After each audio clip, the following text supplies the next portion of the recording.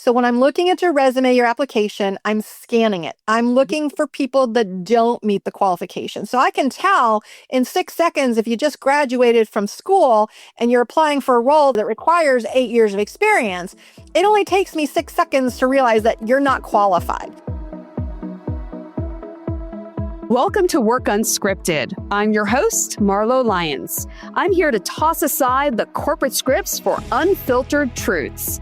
We are tackling real work challenges with no sugarcoating, providing you with the strategies to thrive and find fulfillment in your career. It's time to turn the page. It's time to be unscripted. Today, we're tackling your job search head on. I want to be honest with you. The reason I pushed for this episode is that I am seeing the truth firsthand. This is the toughest job market we've seen since 2008, if even ever. But there is something we can do. My guest is Kristen Fife. She's a seasoned recruiter and the author of the Recruiter's Playbook. She's recruited top talent for companies like Twitter, Microsoft, Shopify, and Amazon. Ever wonder why your resume gets ignored or what recruiters are actually looking for? Kristen is here to share crucial insights into how recruiters work, the truth behind those dreaded applicant tracking systems, and what you absolutely must do to stand out. This is the insider information no one else is telling you, straight from the source. Whether you're actively job hunting or anxious about your next career move, you'll want to take notes. Let's get unscripted. Kristen, welcome to Work Unscripted. Thank you. Hello. Hello. I am so excited to talk to you because I have been following you for a long time. You are a prolific writer on LinkedIn. You are a recruiter, and it looks like you have worked at like Twitter, Comcast, Zulily, Redfin, Shopify. How many places have you worked at? In my entire career, I don't know. I started my recruiting career as a contractor. I worked for an agency, and then I moved over to Microsoft. I was at Microsoft's a contractor for several years, and then I moved to Real Networks, and so that's kind of where my career started, and that was quite a while ago. So I worked at Real Networks for the larger companies. Real Networks, Hewlett Packard Enterprise. I was there when they kind of split, and I went with HPE, Twitter, and I'm soon going to be starting a contract at another big local Seattle company that I can't talk about until I'm there yet, but you can figure out kind of where that's from. Yeah. So explain this contract to me. So there's internal recruiters, there's external recruiters, and there's executive recruiters. Why don't you explain that? Because I think a lot of our audience probably doesn't even know there's a difference. There's actually technically, I would say, 4 kinds of recruiters. So there's an agency recruiter, and those are staffing companies. So those would be temporary staffing companies. I think most people are familiar with like Adecco and Manpower. And then there's also, on the other side, there's also direct placement that goes on with an agency. So that is staffing, temporary contract staffing, and then that's also some full-time placement. And then there are internal or corporate recruiters, and those are the recruiters that work directly for the employers, that hire people directly into a specific employer company. You know, it could be a nonprofit, it could be government, whatever. And then also on the internal side, but very separate, there are university or campus recruiters. So these are recruiters that work specifically with universities, colleges. They hire entry-level, early career right after someone graduates, either with their bachelor's, master's, PhD. And they also are responsible for internships. And for larger companies, that's a completely separate title. So someone that has a campus recruiting team, if you reach out to them, if a new grad reaches out to someone at my level, which I'm hiring industry, then I can't even talk to you. You have to actually reply and talk to the people that are the corporate or the university recruiters. And then finally, there's the executive recruiters. And that is an agency style, but it's much different. They work with VPs and above. Usually the base level compensation should be your $250,000 or more. And then they form longer term relationships. They handle, usually it's VP, SVP, GM, and C level. And so those are much longer searches, and those are paid differently, and they're usually highly confidential. Let's get this right out of the way at the beginning. Recruiters do not work for candidates. They work for corporate or businesses, I, correct? and what I tell people is I tell people that recruiters find people for jobs, not jobs for people. Now, obviously, the end result is that people get jobs and we help them find jobs, but it's not that we go out and find jobs for a specific person. A lot of people think that that's what agencies do. And very rarely, if you have a super rare skill set or super hot, like right now, if you were, if you've had 3 years of an AI engineer, you might be able to find a couple of agencies and let them know, hey, I'm looking, and they might be able to find something for you. But normally what happens is we get a job description, we sign a contract with a client, and then we go and we source for those candidates. And that process is no different than I would do as a corporate recruiter. Okay. So, what do you think is the big thing that job seekers believe about recruiters that is completely false, and does it upset you? I would say probably that they give us more credit for what we actually do in terms of being decision makers. The reality is that a recruiter's job is to be a facilitator. And so what happens is a hiring manager has a need, they open a job, whether it's for a contract agency or whether it's for an internal role. And then our job is to go twofold. It's to go find candidates, that's called sourcing, and it's also to evaluate incoming applicants. And that's about as far as our decision making extends. We can align with those candidates that are a strong match for the role, and we can move them forward, or we can decline them if they are patently not a fit for a role. Most recruiters that I know that are internal recruiters, they err on the side of, if we're not sure if it's a fit, we're going to send it forward and get the hiring manager to look at it. We'd rather kind of err on the side of caution than screen someone out. And then the other thing is, after if we have a first conversation with you, which most employers do, they have a conversation with the recruiter. There could be some things that in that conversation that come to light. For example, maybe your skills don't necessarily line up. You look good on paper, but when we kind of drill down, they don't, or people are really rude or abrasive, or, I mean, vehemently so. I'm not talking about, a little bit here or there. I mean, if someone's a little bit arrogant, I work in software and I've worked for big companies. So that sometimes is a little bit of a thing. And sometimes, people that are talking to me think, oh, she's just a gatekeeper. I have to talk to her if I want to get to talk to the hiring manager.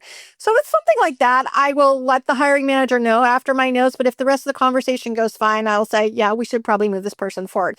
But I mean, we all have horror stories of, screens we've had with candidates that they're just rude or dismissive or obnoxious or whatever. And we just say, no, we're not even going to put those forward. So, do they realize they're in an interview? Like, do they even realize that? That you are the first interview? They should, you would think. I would say that's probably less than 10% of the phone calls or the conversations I had at that level, like total over my entire career. It's not that common. A lot of times it's just people that they really don't want the job, or they don't understand, and if that's the case, well, if you're not invested in the job, I mean, I'm not going to take my time, my hiring manager's time, and the team's time to evaluate. So, those are really the only times when I have some discretionary decline. And sometimes I will also have a conversation with with a candidate, and they'll say, I'm in interviews with these 3 other companies and I'm expecting an offer. And sometimes I'll say, you know what? Why don't you just let me know if you decide not to take any of those offers? Because I don't want to put you're expecting it's a Thursday afternoon and you're expecting an offer by Monday. I can't get you into the process that fast. I said, because we still have 2 or 3 more steps before you actually go into the interview loop. I said, that's not worth your time or my time. If you feel that any of these roles is not what you want, or if you have more than a week to make a decision, I said, yeah, we can continue, but I will recommend to a candidate that we pause. And I've also told candidates, that you should be looking at a higher level, or you should be looking for more money. This role probably isn't the right one, and I don't have a more senior role right now. Or I say, after the interview process, maybe we can look at whether or not we can upload this role, because I have talked to the hiring manager about that.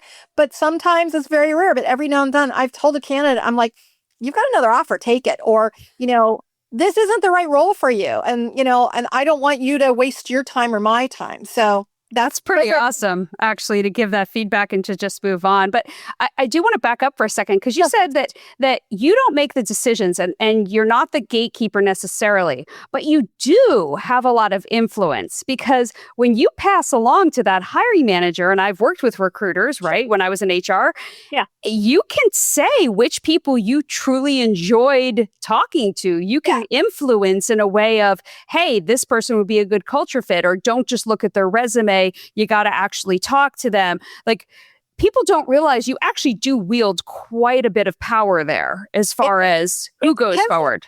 It depends on the employer. I mean, so some employers, so for example, there is a federal law. It's part of the EEOC called OFCCP, Office of Federal Contract Compliance Programs. And this is for any employer that has a contract with the federal government or a subcontract of $50,000 or more, and the employer has 50 or more employees. And so there is a list, there is a place where you can go to look this up. It's look up GSA on the federal government. It's the general contractor list.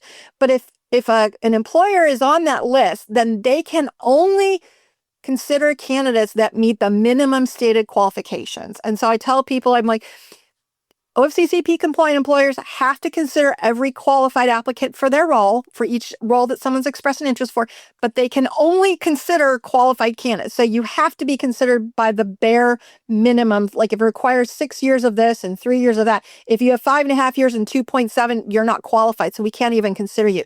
So that's also something that needs to be put into play just so job seekers are aware of that. And it also depends on how long I've been working with the hiring manager. I mean, if it's a brand new hiring manager and they don't know me and I'm just starting a new role, or maybe their previous recruiter was on vacation or has left the company and I'm just kind of their new recruiter for whatever, I have to build that trust with them. So I can't just say, hi, I talked to this person, they're great. They need to develop a trust with me. Right. And so I have to show my credibility. So the very first thing that I do when I get a new requisition, especially if it's with a new hiring manager, I have what's called an intake call. And every recruiter has an intake call. Doesn't matter whether you're agency or you're internal, you always have that intake call. And that's where you drill down. And that's the most important piece to start the recruiting process. So I'm going to sit down and ask the hiring manager questions about not just the role, but their management style. I'm going to ask about the interview loop and process. I'm going to ask them, what's your team like? How does this role fit into the greater organization? So really drill down and do that underpinning that may not be in the job posting. That's important, because that's where you learn all the intangibles, Yep. all the things that the hiring manager wants, but you're right, it's not actually written down. So that helps you then talk to candidates and look for those things. I always tell all of my clients, always ask, what are the intangibles? What are the intangibles in this rec? Because so important to know what those are. It will really help you understand what they're truly looking for, deeper than just the words on the paper. And those notes go into the applicant tracking system. And they do. All of the notes that I take, every communication that anyone has with a candidate goes into their system file. So, any email, any conversations, any feedback, it all goes into the applicant tracking system on the candidate side. And then every requisition, all of the notes that come through, interview notes, everything also are in the rec side. Let's talk about that little thing called the applicant tracking system, or that ATS, or I like to call it the black hole of shame, or the black hole of death, right? Where everybody applies. When you apply online, you're applying into a piece of technology. It's called the applicant tracking system, and every company has one. There's all these different programs out there, all these different softwares. And when you apply, you send off your resume and you think somebody's going to look at it. So I have to ask you, Kristen, do you read every single resume? Every resume. You do. I have never heard a recruiter ever tell me that they've read every resume that comes in for a job. So thousands come in, you read every one?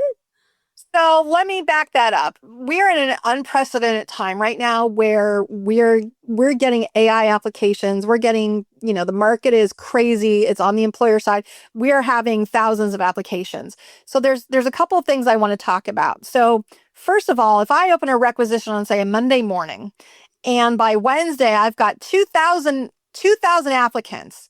Well, then I'm going to shut the requisition. I'm going to unpost it. That doesn't mean it's closed. It just means it's no longer posted and accepting applications. And if I'm going and we usually go through from the first to the last. So we take the most recent and we try and go, as they come in as much as we can. If I have, say, 2,000 applications and out of the first 500, I find 50 qualified candidates, I'm going to move forward with those 50 qualified candidates. So I'm going to do it in batches. So, and out of those 50 qualified candidates, I'm going to try and narrow it down to make maybe 10 to 20. And so that doesn't mean everyone else isn't necessarily going to be considered, but I'm going to look at the candidates that came in first. And so I think that's a thing that a lot of people don't know. And then let's take the recruiter only takes 6 seconds to look at your resume. That is true and false at the same time. It's a scan. So when I'm looking at your resume, your application, I'm scanning it. I'm looking for people that don't meet the qualifications. So I can tell in 6 seconds if you just graduated from school and you're applying for a role that's a senior software engineer that requires 8 years of experience. It only takes me 6 seconds to realize that you're not qualified. So that's what that first 6 seconds is. It's a scan to see who is not qualified versus, a deep dive. So once I've kind of narrowed down the pool to a reasonable number, then I'm going to go through and do a deeper dive. And I'm going to scan every single thing and I'm going to really do matching. And, I might have the job description open on another screen so I can kind of compare and contrast. But that's how that works. So yeah. So applying early matters, number one. In this market, yes. Yes, applying early matters. So you have to be looking every day and applying the second something goes up. If you have certain companies you're interested in working for, you should be on their websites every single day to make sure something hasn't been posted. Because it's always going to go on their website first before it hits LinkedIn and these other places, right? Yes. But one thing I also want to point out is that a lot of times, if you have a target company, they have what's called a talent community. And talent communities have been around forever. I think a lot of people, when they think of, ghost jobs, this is one of the 2 or 3 things that they're thinking of. They are an entree into the applicant tracking system, but a lot of recruiters, before we open the role externally, will do what's called talent rediscovery. And now AI is doing that for us. And it's just automating a process that I've been doing my entire career, which means that before I open the role externally, I'm going to do a quick search in our applicant tracking system, a keyword Boolean search, and I'm going to pull up anyone who's already applied in the last, say, year to 2 years. And I'm going to see, if they went through any kind of a screen or interviews and maybe, they were the second or third choice. Maybe it was at the time that they applied, they didn't have enough experience. There was someone else that was a better fit that had more experience. Or maybe they applied 2 years ago and they look good from that period. What I might do is I might cross-reference their LinkedIn if it's on their resume, and I might reach out to them and say, hi, I have this opportunity. I see you've applied with us in the past. Would you be interested in learning more? I'd love to, have a quick conversation. And so that's what's called sourcing. That's where we go and find candidates. But we do that inside our own applicant tracking system, because why would I spend the time going through 2,000 other applications when I may already have 3 or 4 people? And in fact, I worked on a role last year, and it was we were building a generative AI platform, an internal platform for a security company I was working for. And we needed back-end developers, front-end developers, data scientists. And so I actually, before we even opened the role, before I even had all the information, I had just what the requirements were. And I went in and I found like 3 candidates, and I sent them a hiring manager, and one of them was like, oh my gosh, this person looks absolutely perfect. And so I called the candidate and I said, hey, you applied, this is, it was about 4 months ago, but, we have this role open. I don't know where you are in your search, but would you be interested in chatting with us? And he said, yeah, absolutely. So he applied for the role. I set up a phone screen. Well, long story short, he got hired within 5 weeks. Wow. So that's a great story. So it works. So the ATS does work. Do all recruiters do that? Do they all go back and look at previous candidates? Because I always hear recruiters sometimes talking about, hey, it may not be a role I'm working on. And if I'm not working on it, I don't know all the other roles out there, or I don't know what else is out there or what other candidates are out there.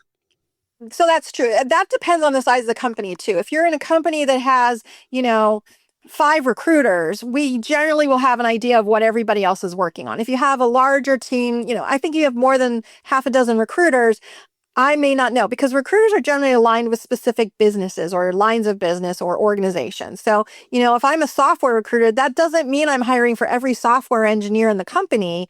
I might be working specifically on back-end engineers or front-end engineers, or I may be working on analytics like machine learning engineers and data engineers. So it really depends on the size of the company. For a company the size of like Microsoft or Meta or Amazon or Google, they have hundreds of recruiters. And for me, for someone to send me a resume and say, hi, I'm interested in this role, I'm like, I don't even hire in that division, let alone. I mean, you're talking about a marketing role, and I'm a technical recruiter. I don't even know who works on that role. And I will say that I've seen in the last couple of years, I've started seeing more siloing in that some organizations, I as a recruiter can't even go into I can't go into the applicant tracking system and look at roles that I'm not working on. I can't even see. Wow. I used to be able to see every role that was open, and I might be able to send the recruiter an email and say, "Hey, this candidate reached out to me. They're interested in your role, blah blah blah." And I used to be able to do that. I can't always do that anymore. The last two or three roles I've had, I haven't been able to see everybody. I could only see the roles that I was assigned to. So let's talk about that. So people reach out to you and say, "Hey, I just applied for this role. I think I could bring great value to this role," and you're not the right recruiter, or maybe you are the right recruiter. I guess the question for you is, does that help at all? Reaching out to the recruiter? Because what I tell my clients is, yes, try to reach out to the recruiter. You're not going to get a response, but also try to find the hiring manager. Because here's the thing, this is my thought. You tell me if I'm totally wrong. Tell me if I'm crazy, okay? My thought is, if you're, like you said, you've got your 5 candidates, your 10 candidates, you've put them forward, right? You're done. You're done with your big part, right? Now it's moving forward. But now the hiring manager sees this person who reached out to them, is like, ooh, this person looks good, and reaches out to you and says, hey, recruiter, would you screen this guy? Because he really looks good. Then you're going to have to screen this new person, even though you were done. You found your people. So that's why I always say, try to find both. And of course, find that referral, somebody who's going to refer you in. So there's a lot to unpack in that, Yes, in all of there those is. scenarios. Yeah. There's a lot to unpack. So first of all, if you just reach out to me usually it's on LinkedIn, it might be another platform, but usually it's LinkedIn. Hi, I applied for this role and I saw that your name was on the job on LinkedIn. So what that does is, this is exactly what happens. All it does is I'm going to go look at your profile. If I have not already qualified you and sent you to the hiring manager, I haven't already seen your profile and declined you, rejected. We say decline. All it does is that I'm going to go check out your profile, and I'm going to look at it and see if it's worth moving forward or not. And if yes, I'm going to send it to the hiring manager.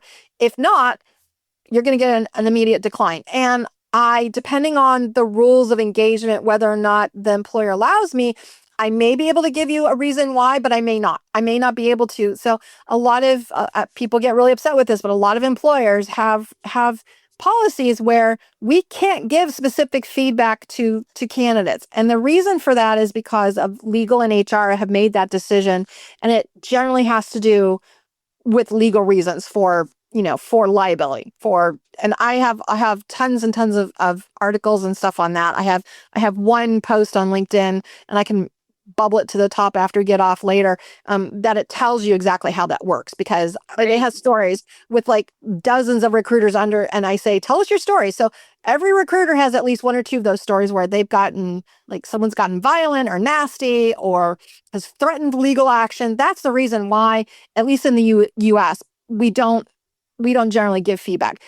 At agencies, they generally do give you feedback because they're representing you, so they may get it from the hiring team, Right. so then it's one level removed. So that's you can often get it if you're submitted for a full-time role, direct hire at an agency. So that's the first thing. So contacting the hiring manager or the recruiter, all it does is it lets us know to look at your profile if we haven't already, and then disposition you one way or the other, either move forward or decline you. I mean, that's the bottom line. So reaching out to me, just me as a general, hey, you're a recruiter at Microsoft, I'm like, I'm one of 600 recruiters at Microsoft. I'm not even in the right business line of business. And on top of that, I don't even hire for your specialty. So one of the things I think candidates, job seekers need to do, if you're going to reach out to the recruiter, you need to read the recruiter's profile, because most of us put on our, this is my current job and this is what I'm hiring for. And in my case, I usually try and put the actual roles that I'm hiring for, and I kind of update them as we fill them or they get closed or whatever. So people need to do a little bit of research. I think it's really detrimental when someone reaches out to a recruiter and says, "Hi, here's my resume. What do you have for me?" And I'm like, "Nothing.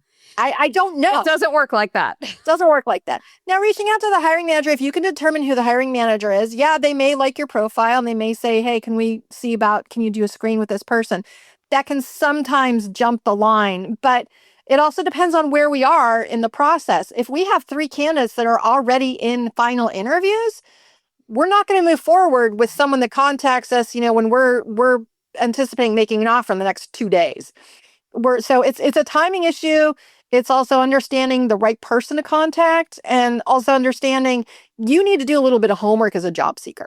I mean, you need to find someone, for me as a recruiter, if I'm looking for a job, I try and find the hiring manager and use the talent acquisition manager or recruiting manager, technical recruiting manager, whatever. Or I might go up to the director and say, "Hey, I know your organization. I've applied here, set off 3 bullet points, that I would have used in a cover letter if I used a cover letter, and just say, I just want to let you know that I've applied." And then that's it. Then there's the ever popular referral, the employee referral. There's a lot of those these days, though, right? Like there's never one referral anymore. There are very few actual employee referrals. There are a lot of people who someone has reached out to them on LinkedIn and said, "Hi, I'm interested in this job. I see you work there. Can you put me forward for an employee referral?" Here's the thing though.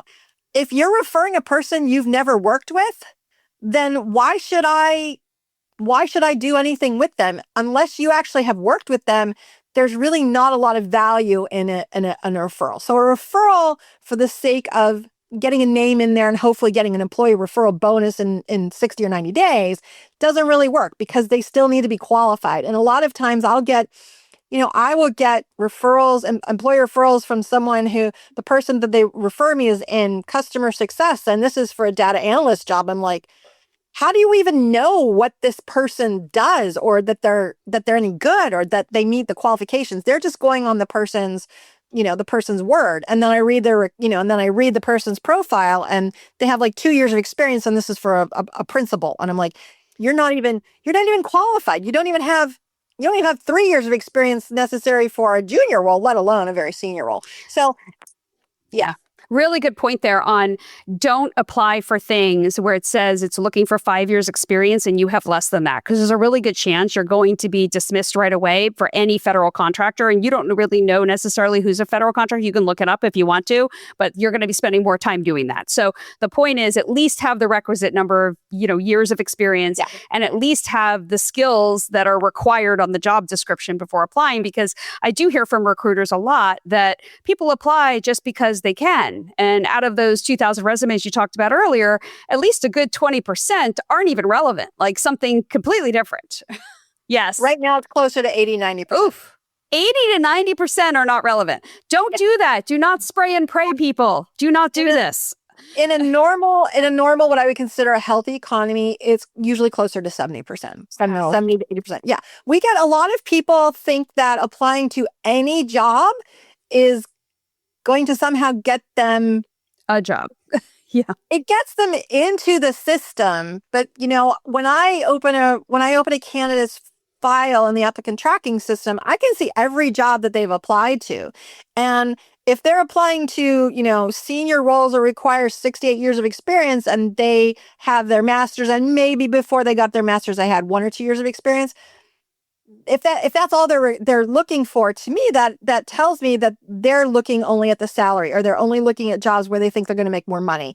It's not a good look. If you apply to things that, like it calls for 4 to 6 years of experience and you've got 3.5 or 4, maybe. But it's kind of like, instead of the shoot your shot, instead of thinking any amount of experience, you should be looking at 80 to 90%. So for example, if it says, if you don't meet all the qualifications, we still want to hear from you anyway. So let's think about this. So if you meet, like, for example, maybe one of the requirements is 5 years of Excel, and you have 8 years of Google Sheets. I mean, that's a relevant skill that I would absolutely say go for it. Or if maybe they're calling for 6 years of customer service experience in a call center, maybe a retail call center, and you have banking, sure, go for it. I mean, it's all about relational, and that relational needs to be about 80% or more. So that's kind of the formula. I would say 70 to 80% minimum for the shoot your shot. I'm going to ask the question that I think a lot of people ask me, or I know a lot of people ask me. Why do job postings stay up so long, even though you're no longer sourcing them anymore? So why are they still out there? Even on the website sometimes, not just on LinkedIn where the algorithm is taken hold of it necessarily, right? But even on the website. So there's a couple reasons for that. With the exception of Workday, which is everybody's favorite ATS to hate, me included. If we're making an offer to someone, when we get to those final stages, we have to have that job open for them to log in to accept the offer. So every applicant tracking system that I'm aware of, and I've worked with over a dozen, require that the final candidate actually logs in and accepts the offer. So that's one answer. Okay, that's super important. Wait, I want to make sure everybody got that. The job may still be open, but the interviews are done and they're waiting for a person to accept the offer. So the job could be open for 60, 90 days at this point. Yeah. You have no shot at that point. Like, just don't even bother. It's 60, 90 days later if you've seen it's been open that long. That seems silly to apply. It depends on how rare your skills are, or how. Right. Now, good point. Now, because here's the reality. If I have a principal something or other, and, there may only be like 100 people in the country that really well fit that score, we may be able, if you apply, even if we've got an offer out, we may be able to find another role, or there may be something slated to open later in the year that we could take that headcount and move it forward. Or we could do what's called an opportunistic hire, which as long as there is a headcount, which is a position that's approved by budget and by HR, we can maybe sometimes work that around. So that's not outside the realm of possibility. But if you're just a general happy-go-lucky, I've got 8 years of experience, or I've got 6 years of experience, and I kind of fit most of the qualifications, and it's been open for, I would say it usually takes 60 to 90 days to go through all the interviews and offers and background checks and everything. So I think it's worth it. But I would say, don't pin your hopes on that, because now that's where reaching out to a recruiter, if you can find a recruiter on LinkedIn, or you can find someone, or if you can reach out to someone inside the company that can reach out to the recruiter. I mean, that's also an opportunity. You could reach out to someone and say, hi, I'm interested in this role, but I'm not sure if it's still open. That's where an employee referral, quote unquote, could come in handy, because they can reach out to the recruiter. They can reach out to someone and ask, is this role still open? And an internal candidate, an internal employee, I'll say, oh, we have an offer pending, or we're just finishing up, final interviews. So that's a way you can kind of leverage that internal referral.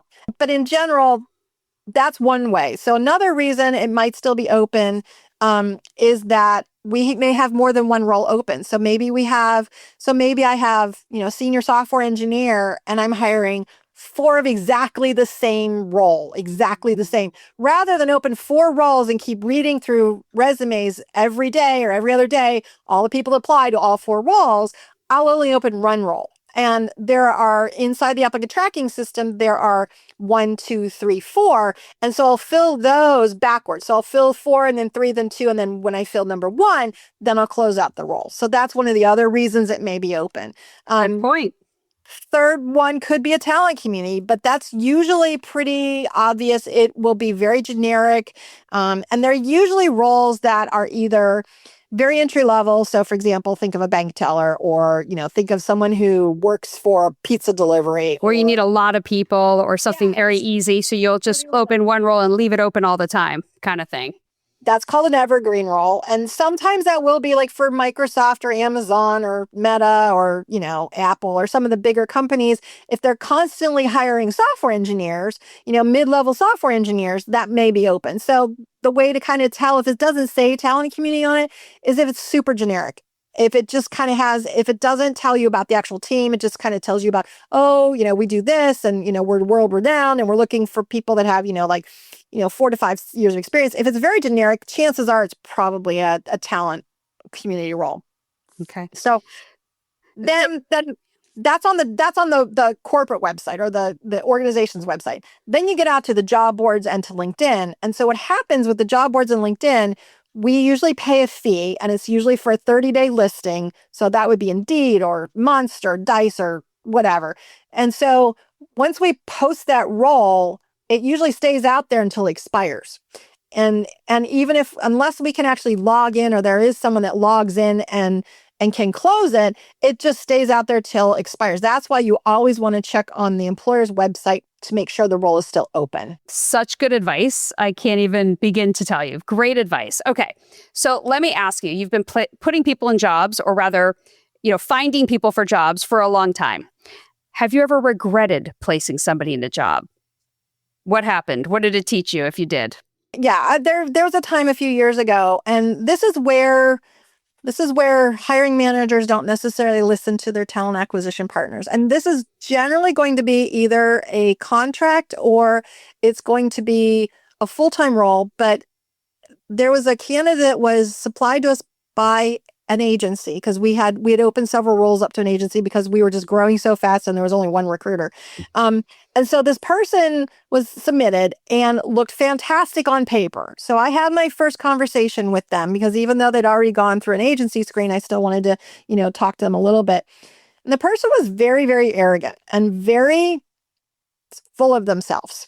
And so I got off my call and I sent the head of the team. I said, hey, I just got off the roll with this person. And I know that they look good on paper, but I have some concerns because of their attitude. And they're like, oh no, they'll be fine. They'll be fine. And so they put them through the rest of the interview loop, which included, a functional screen. And then it was for a role that had a portfolio review.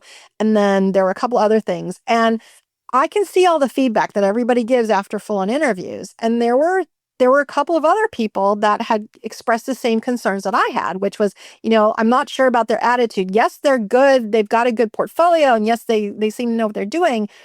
But they seem to be someone who really, really wants more control and really, really wants to have the shape of things to come. And they didn't have enough experience to be like a director or lead, but they had a lot of good experience. And I said to the hiring manager, I'm like, I really do not think that this is a good hire. And the hiring manager's like, no, we need someone. This person has all the skills, did fine. We can coach them the whole 9 yards. Well, literally 3 weeks later, we ended up having to get an attorney involved, just to put it there. Wow. Yeah. Well, it's talk about going with your intuition and your gut, even though it was right in front of you, right?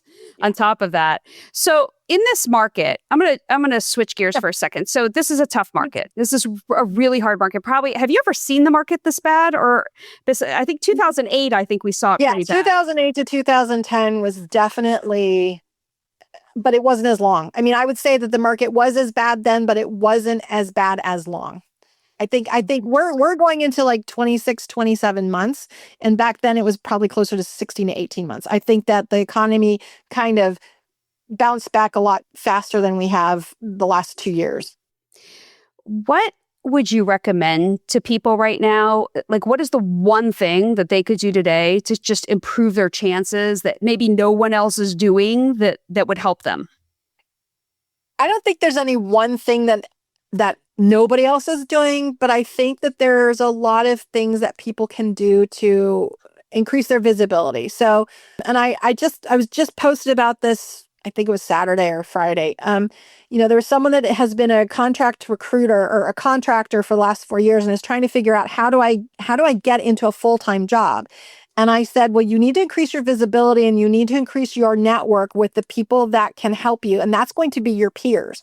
And so one of the things that I recommend is volunteer in your space. So when I say that, I'm talking professionally. I'm not talking just volunteer, at anything.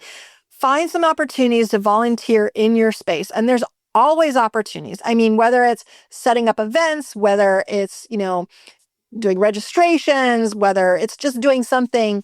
And when you get into that role, people get to know you, and then you can start maybe talking to them about potentially speaking on panels as you progress in your career.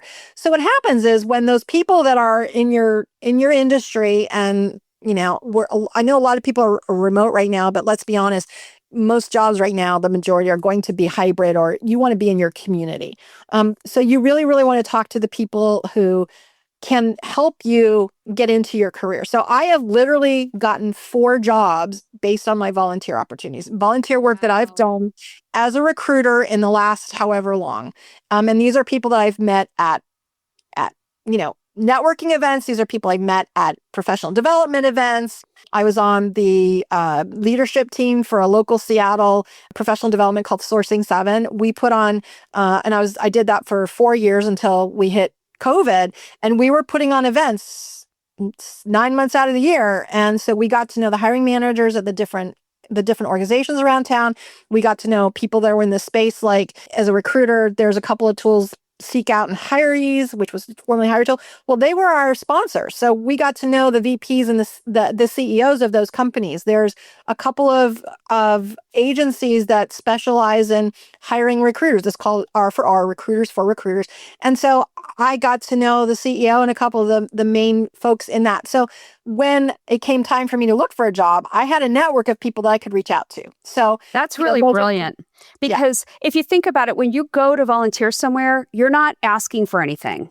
All you're doing is you're giving. And the giving makes it more comfortable to just have a conversation with someone where you don't feel weird about asking for something. You're not asking for a job. You're just having them get to know you, and that you're giving back and you're showing a piece of yourself. So it's brilliant, actually, to go and volunteer. Keep yourself busy, as they say. And this is the networking that leads to actual employee referrals. These are the communications. This is, you can volunteer as long as it's in your profession. You can volunteer, and if you do it enough and get to know enough people, they're going to know your work style, and you're going to talk about the things about your profession. You're going to really know. People are going to learn, what you know and what you don't know, and what your beliefs are, and kind of you talk. I mean, it's just natural. The other thing I recommend people do is write. And that could be a blog. It can be articles on LinkedIn. If you look at my profile, which you probably have, I have over 175 articles on LinkedIn. I would say probably 95% of them are geared for job seekers. But that's also something that a hiring manager can go and read my content and see that I'm talking about very, very deep things. I'm talking about HR. I'm talking about how you craft an offer, but also the laws. And I'm talking about the processes and the applicant tracking system. It demonstrates my depth of experience and knowledge. So that's another thing you can do. You can do LinkedIn, you can do a blog. That's how I found you. Yeah. You can do a podcast, you can do an Instagram, or you can do a TikTok for however long it's around. Build your profile and your following on that. And then people will also think of you. I mean, they will, I saw this job at my company and I think there's someone who's still looking for a job. Let me go ask them, And it's that visibility piece, right? It's that thought leadership piece. It's that, and also if you're outsourcing, you may hit upon some of the words that they're posting in their blogs and posting, in these articles. Yeah. And so, you want to show that thought leadership constantly. I always tell clients 2 times a week, minimum, be posting. And it does work. And I see that them starting to get much more traction when they start posting. The other thing you can do is if you go on to LinkedIn or other forums like Reddit or Quora, and if you start reading, again, in your industry, relevant things, and you respectfully disagree, that actually will net you more attention than just, oh yeah, I'm the same, I'm absolutely the same. So if you respectfully disagree, so say someone says blah, blah, blah, blah, I'm like, well, I actually have found that that's the opposite, and here's why, and here's a couple of studies that are supporting what I'm saying. I mean, one of the things that I've been noticing recently, and I made a post about this last week, is in the UK, a lot of agency recruiters are still saying that it's absolutely vital to know what a candidate's current or past compensation was to craft an offer for them. And I'm like, That's absolutely a false narrative. You do not need to know what a person has been making to be able to make a good offer to them, because you don't know if they've been underpaid or maybe they recently relocated. I said, for example, I just pulled something up on the UK, and I said, if someone was moving from the city of Leeds to the city of London, that's a 45% difference. So of course they're going to be paid a lot less. You need to know what their expectations are. You don't need to know what their past history is. And that's something where, that's something that the US and Canada are really in the forefront of, pay transparency and really making sure that we're doing things. So, just so that was sort of the thing. And then one of the other things is the UK has a required, if you hit a certain number of employees, I don't know if it's every year or every quarter, they have a mandatory gender pay discrepancy report that every employer has to send into the government. It's like, that's why this exists, is because of this old way of thinking about things. So, I was able to say, well, that's why why do you think you have a mandatory gender pay gap analysis? Yeah. So I'm going to ask you one more question, and then I'm going to do rapid fire with you. Sure. So first of all, what is the weirdest thing or the most ingenious thing that you've ever seen a candidate do that's actually worked? I can tell you what hasn't worked. I've seen cookies come in. I've seen donuts come in. Of course, not everybody's in the office these days, but even somebody sent a shoe and said, "I'd love to show you that I'm the other match," or something like that. Doesn't work. What have you seen that does work? Anything outside of just typical applying? One of the things we have to also remember is that a lot of organizations are still hybrid or remote. And so a lot of times when maybe you would have sent something to an office in the past, if an organization is 100% remote, there's nowhere to send it. So that being said, probably the most interesting that I ever saw was a telegram. A telegram? That still exists. Yeah, that still exists. And it was a while ago, but someone sent a telegram to the head of the department where the job was. And so they sent it to like the director, even though it was they were able to figure out who the director was, even though it was for an individual contributor role. That's the most ingenious I've ever seen. I can tell you what we've done on the other side, because a lot of times recruiting, in a highly, I live in the Seattle area. I live in a very technically centric area. And so, all of the companies are always trying to steal candidates from each other, software engineers, people. And so we've done billboards. We've put billboards in front of, like, across the street from the entrance. Like when I was at Microsoft, we once did it in front of Amazon and Google. So we put right across the street from their main entrance, we had a stand-up billboard. Yeah. We've taken out ads on the bus routes to the offices that were near each other. Mm-hmm. I've seen commercials. I mean, just, quick commercials. I've seen things in the local movie theaters, advertisements. So those are some of the things that recruiters have done. Now, those are a lot more expensive than an individual to do. But here's the reality. We need you to apply for a job. It doesn't matter if you send us a cake or cookie or shoe. You still need to apply to a job, and you still need to be qualified. It's not going to change the direction of where you're going to go. And a lot of people are trying to send like videos right now. And I'm like, that doesn't work, for the simple fact that in North America, it may work in other countries, video leads to discrimination and bias in hiring. And that's one of the things. It's also why we tell candidates, do not put your photo on your resume. I will actually, if someone sends in a resume with a photo, I will send them an email and I say, can you please submit a new resume that does not have a photo on it? And people are trying to use videos, and I'm like, I don't have time to watch videos. And on top of that, this whole bias thing. So those are the things I would say. And when it comes to your resume, keep it simple. I want clean. I want black and white. I want to be able to see. Don't use graphs. Don't use charts. Don't, like people put in charts, like a pie chart. I'm like, I don't even know, or graph that, they have like five things after the skill. I'm like, I don't know what you're basing. I don't have a key. I don't know what you're basing this on.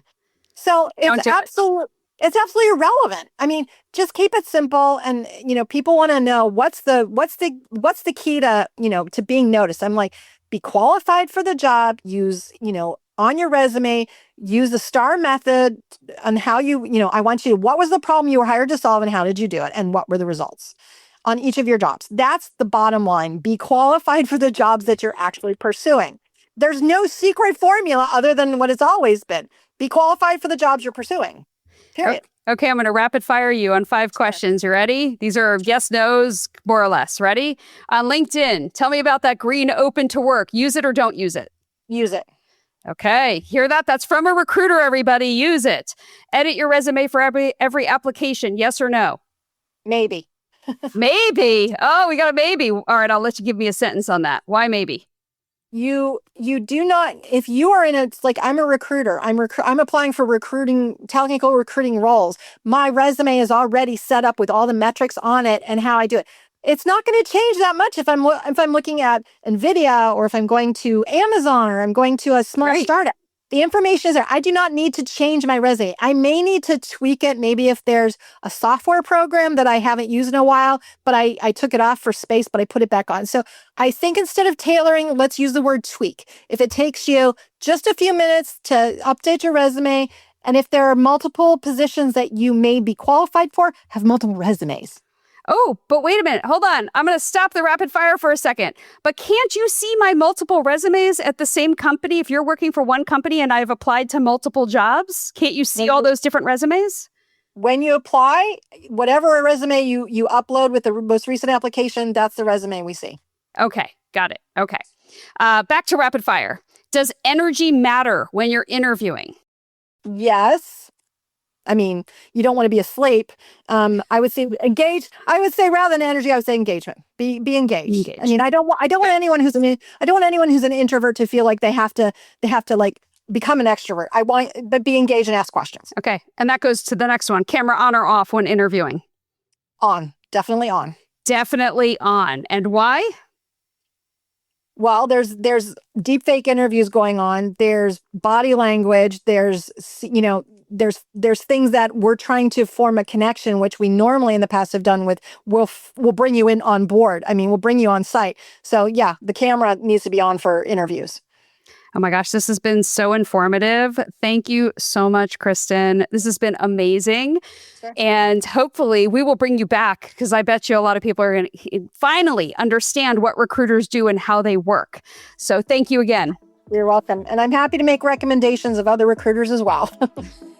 Thanks for tuning in to Work Unscripted. If today's conversation with Kristen Fife resonated with you and your job search could use a boost, don't hesitate to reach out. I'm here to help. And to connect directly with Kristen Fife, that's F-I-F-E, for more recruiter insights, be sure to follow her on LinkedIn and check out her book, The Recruiter's Playbook, available now. Don't forget to follow this podcast for more insider tips on how to advance your career. Until next time, stay wise, stay whole, and stay unscripted. Work Unscripted is produced and edited in partnership with the team at Palm Tree Podco and 21 Digby.